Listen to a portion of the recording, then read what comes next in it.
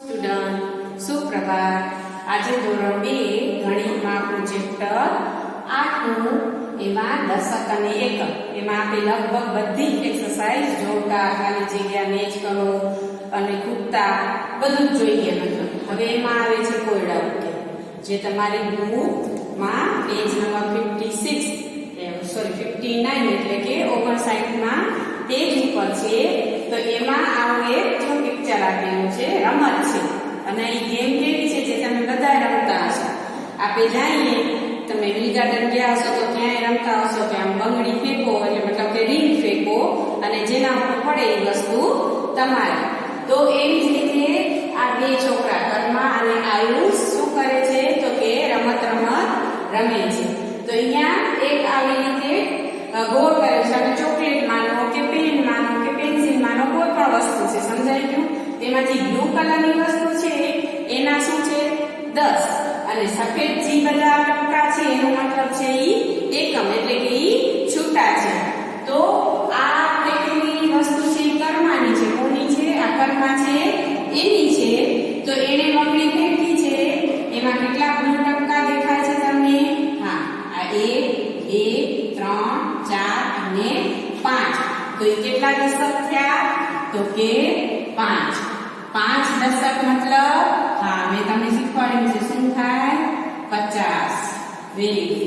હવે એમાં સફેદ છે એકમ એટલે કે તમારા પાસે છૂટા છે. તો 1 2 3 4 5 અને 6. તો એકમના અંકમાં કેટલા થયા આપણા? કેટલા થયા તો કે 6. તો એના કુલ કેટલા થશે? કર્માના કુલ કેટલા થશે? 50 વત્તા 6 એટલે કેટલા થાય? પાંચડે છગડે 56. હવે આયુષ છે, બીજો છોકરાનું નામ શું છે તો કે આયુષ છે. તો એમાં આપણે લખી નાખી દશક, એકમ અને કુલ. તો જ આપણે ખબર પડશે કે વધારે કોને વસ્તુ મળી છે. તો આયુષે જે બંગડી કે રીંગ ફેંકી છે તો એમાં બ્લુ કેટલા છે? 1 2 અને 3. તો એના દશક કેટલા થયા તો કે 3 અને 3 દશક એટલે 30. સમજાણું? એના પછી એમાં એકમ કેટલા છે? વ્હાઈટ કેટલા છે? સફેદ 1 2 3 4 અને 5. તો એનો એકમનો અંક કેટલો આવશે? હા 5. તો 30 વત્તા 5 એટલે 30 પછી 5 એટલે કેટલા થયા?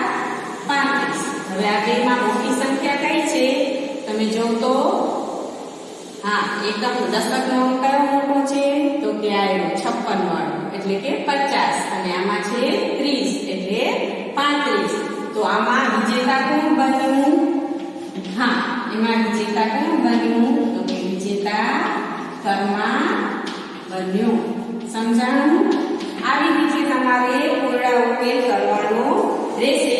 એમાં તમારે પાછળ જે છે ને બુકમાં જો આમાં બીજું આપેલું છે એમાં ટપકા આપેલા છે કે ઉપર બોર્ડના ઉપયોગથી રમત તમારા મિત્ર સાથે રમી અને તમે અત્યારે તો ફ્રી છો તો સાંજના જ્યારે રમતા હો તો આપણા પાસે બોર્ડ ન હોય તો કાંઈ નહીં, આપણા પાસે પાટી હોય, નોટ હોય, એમાં પણ તમે આ વસ્તુ રમી શકો છો અથવા તમારી ટેક્સ્ટ બુકમાં પણ આ વસ્તુ તમે કરી શકો છો. એ રમીને તમારે પૂરી કરવાની છે. નેક્સ્ટમાં આપણે આ બીજા કોયડા ઉકેલ જોશું ત્યારે તમારે આ જે હોમવર્કમાં શું કરવાનું છે તો કે આ પેજ નંબર આ જે છે તો તમે તમારી બુકમાં એટલે કે તમારી ટેક્સ્ટ બુકમાં આ વસ્તુ કરજો. એમાં નોટબુકમાં તમને આટલું બધું